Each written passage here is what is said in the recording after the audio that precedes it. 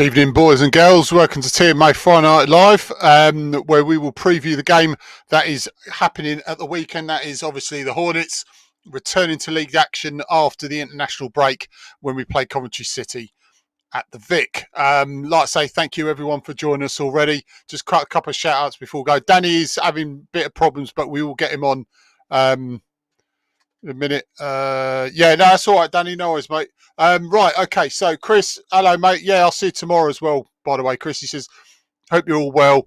See you tomorrow at the game. Yep, nice one. So, yeah, let's get all your predictions, your opinions on the game against Coventry. Like I said, we've got right. Hang on, I think Danny's on. Right, mate, you're back on. I was just sorting out the connection because I'm out and trying to sort it out, but I'm sorted it now. It's all good. No, you're all right, mate. I'm just saying we've getting everyone's opinion on the Coventry game coming up. Yeah. Back fresh from an international break. They've got the new signings. Have got chance to get to know the rest of the players, and we're straight into the thick of it again. And I mean, this international break. I mean, it seems like yesterday the season was only started, and then we had another international break. It's like, but no, looking forward to it. Can't wait to get going again. Hopefully, the boys can do the job, get 3 points. Yeah, I mean, I was looking at the Coventry lineup, and one thing I would say with them, I mean, fair play. Mark Robbins is a really good coach. I rate him very highly, and they've always thereabouts. This season, they're obviously mid-tab. There's only 3 or 4 games gone, so you can't really judge it. But they lost the notable loss for Coventry's Callum O'Hara, who went to Sheffield United on a free, which is, I think, is one hell of a signing. I think he's a really good player. And they had that fabulous cup run last season as well. It's going to be tough. It always is tough when they come to the Vic. I remember a couple of years ago when I saw them when they came to the Vic. I think they beat us 1-0, and I was saying to Dino in the stand, "This is looking like a smash and grab."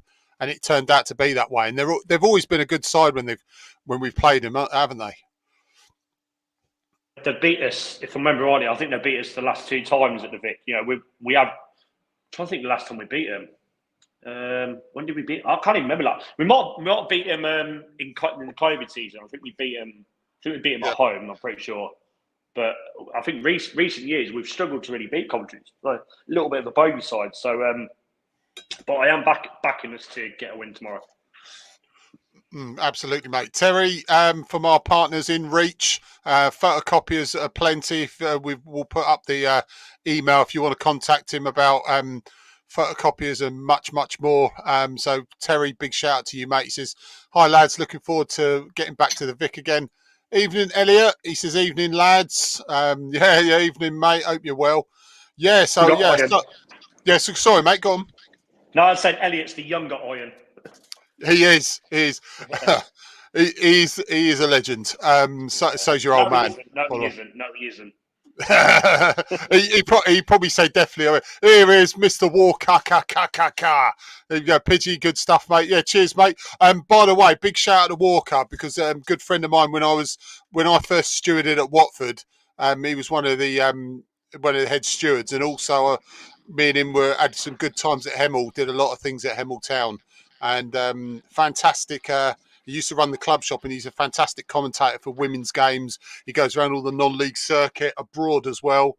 Yeah, one of the finest commentators, local commentators around, by the way. And I'm not just saying that because he's an old mate. He's fantastic because I think he got about 2 or 3 years ago, got nominated for one of the top BBC awards, I think, at one stage, I think he was 3rd, I think. But Walker shed some light on that. But yeah, cheers, mate. If you want to plug CSW Radio, you're more than welcome. CW Radio, mate. You're more than welcome. Kevin Hollins, how you doing, fellas? How's the evening, guys? Hope you're doing well.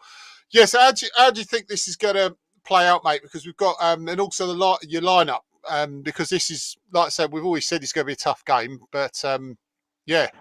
I mean, do you know what the lineup is going to be interesting? I mean, I think we can all agree that Jefferson will be coming in to the starting lineup tomorrow. I mean, he has to. Obviously, Batman. You know, Batman's going to play. The back 3. I mean, I was toying with the lineup earlier. I'm thinking. I mean, when Cleverly did the team news, he said that Ogbonna's Because in my opinion, if Bonner was fit, I would have started on Bonner, but it seems like Bonner's not fit enough yet. So would he stick with James Morris, or would he bring Porto back in? I'm not sure. My gut saying he'll stick with Morris for that balance. So I will probably go for Morris, same back three: Morris, Sierralta, Pollock, and then I think Andrews plays right back. And then does he go with Ebesele or does he stick with Larouci? That's the problem. I'm not sure. I've got a feeling he's going to go with Ebesele on that left wing back tomorrow. And then, and I've also backed Rocco Vata to get a first start tomorrow. I think it'll be him, Georgie, and Jebo up front, and then obviously Sissoko and Tom Delly. Yeah, I've got his feeling, and I hope so as well because Vata's class every time I've seen him play in the cup. Yeah, and he can only get better as well. Young, hungry player, like a lot of the players. And also Kliembe, obviously, he's only really had like 1 day's training coming back from international, so he might be a bit jet lagged and stuff, so you don't know. But I would really like to see Vata get started. And obviously, what he said about Quadro Bar is 50-50. So I think if Bar was like nearly 100%, I probably would have gone with Bar. But I think Vata for me tomorrow. Yeah, no, I wouldn't complain either way. But yeah, that left-sided wing-back slot is looking pretty promising now with the signings that we've made. Morris has really impressed me as well. But yeah, I would start Bonner if he's fit, just for the experience. I think, yeah, purely. I think once Bonner is fit, obviously he's not going to be able to play like every game because he's like 37, 30. I don't even know how old he is, but he's clearly not going to be able to play every game. But I think when Bonner's fit, he plays for me on that, purely for that experience and that balance on the left-hand side. Yeah. Oh, by the way, my mate Walker's basically told me about that awards thing. He was actually second to only Alex Scott, and Ian Wright was third. That's bloody impressive. Not too shabby. Yeah, I'll let you get away with that, mate. Getting defeated there, mate. Yeah, so he said just a quick plug for him. CW Radio, Sport Radio on Twitter at Motty's Mike. Yeah, no worries, mate. So what's the word on Jefferson? Can he score goals? Danny, mate, that's for you, fella. Well, I think when he was at Sheffield United, he's not scored. What's he scored? 1 or 2 goals, maybe at tops. But he didn't play an awful lot.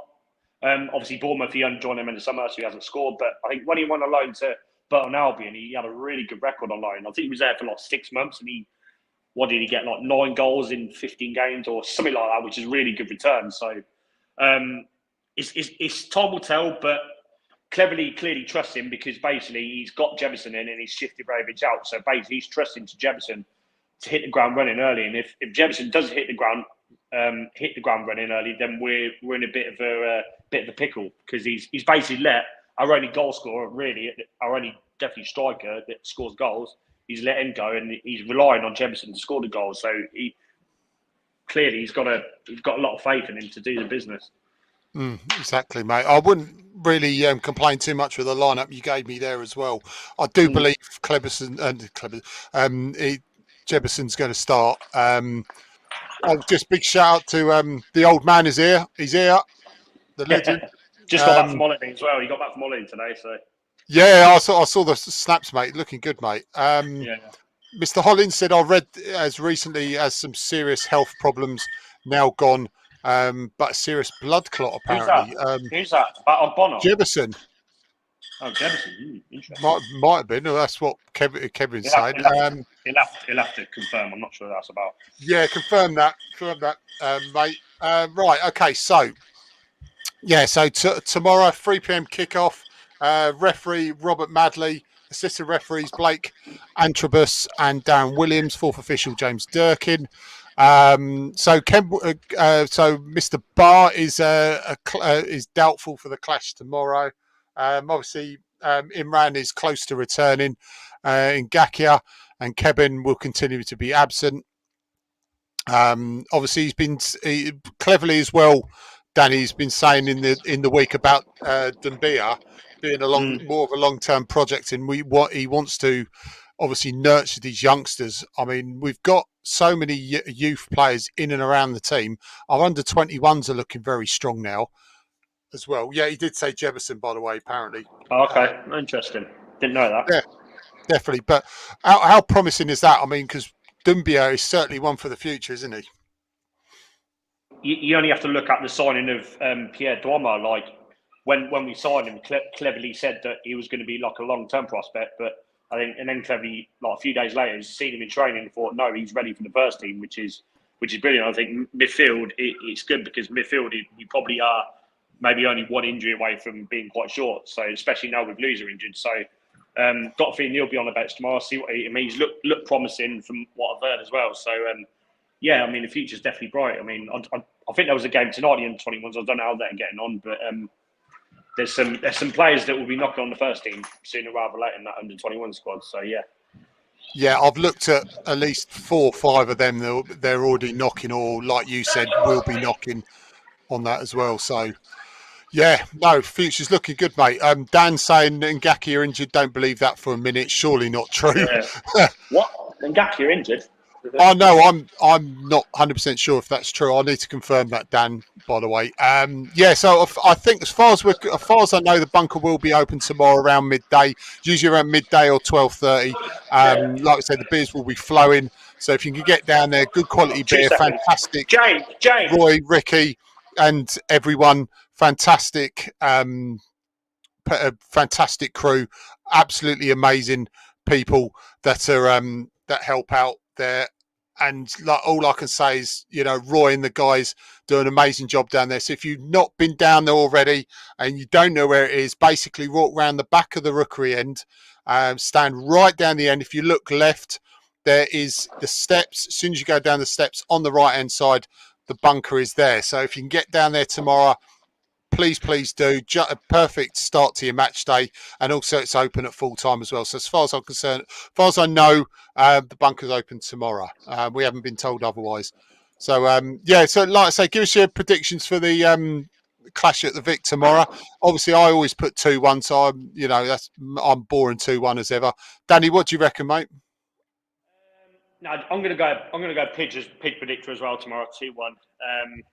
I do think it is going to be a tough game, as they all have, but don't think our defence is that assured yet to keep a clean sheet. I hope I'm wrong, but I think we'll have just enough to beat Coventry tomorrow. And obviously, our home record so far this season is 100%. So hopefully that continues tomorrow. But yeah, I'll go for 2-1 tomorrow. But obviously, any win will, you take that all day long.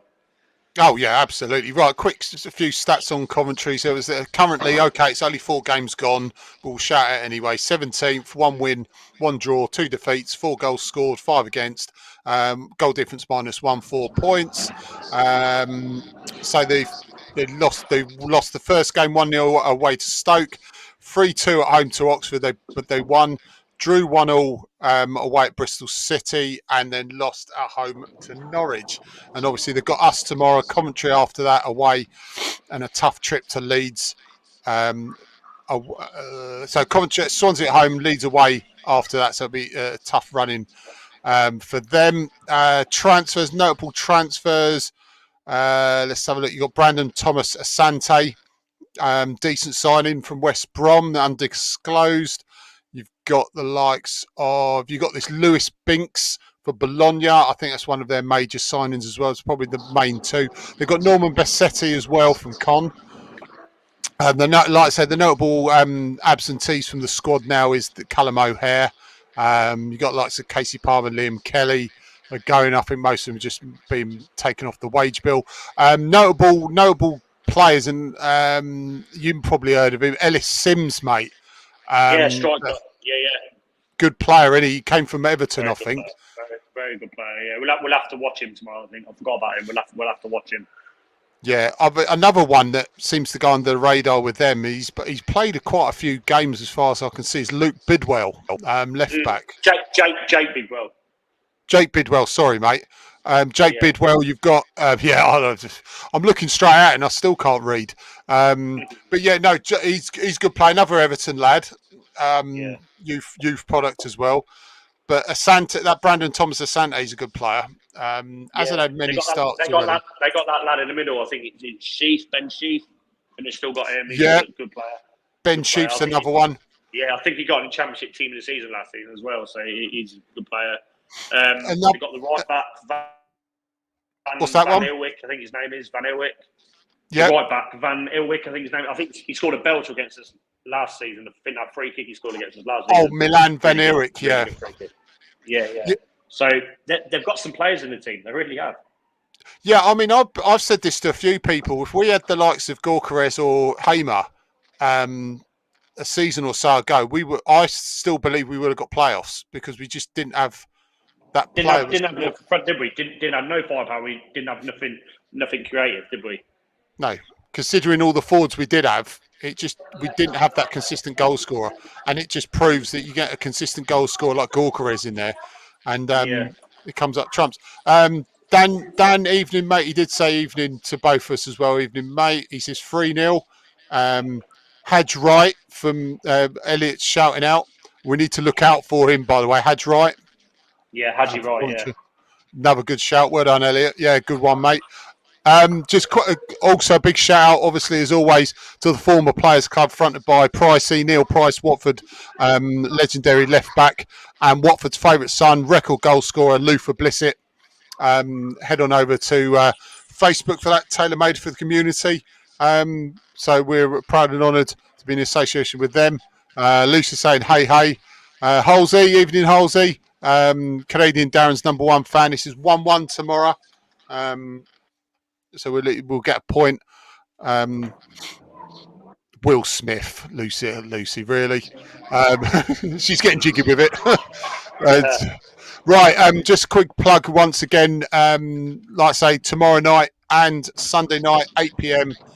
We've got the verdict with me and Sir Dunk at the moment. Maybe get one or two more friends, but it'll be me and Sir Dunk reviewing and taking all your opinions on the game tomorrow. And obviously Sunday night, hopefully Dina would have taken off that orange polo shirt this time. So he either does look like a scummer or a Turkish prisoner. So we'll see that Sunday night, 8 p.m. as always. So, yeah, Danny, soon, mate, you'll be going on a Twitter space with Caden and the boys. Yeah, so I'm the new co-host of The Vicarage Word on Twitter. So literally, as soon as I finish this, head over to X or Twitter, at The Vicarage Road, at The Vicarage Word, go on to there. We'll be on there for maybe an hour and a half, just chatting rubbish about Watford. Be good. Look forward to it. So it's about 2 hours you've done it then. Yeah. Yeah, nice, mate. Toilet. Yeah, so guys, so if you could head on over after the show, 50 on Twitter, the Vicarage Road Word boys. Big shout out to Caden because he's always brilliant with this show, and he was always watching us as well. So yeah, big shout out to Caden as well. So yeah, so just a few more things thrown out there. Clevy's saying they have quality. This is obviously regarding to Coventry. They are a team that can hurt you, especially in possession. On the day, they can beat anyone. Mark Robbins, they're a good side. They've got a way of playing that is not unfamiliar to us. They've been guided in the right way and in a really good way. But it should be one. I mean, from what they're saying, and I agree with this, it should be one hell of a game because both teams like playing pressing, attacking football. And what Klebs has done is given us an identity of playing a certain way and playing attacking football, mate. So it's going to be certainly a cracking game.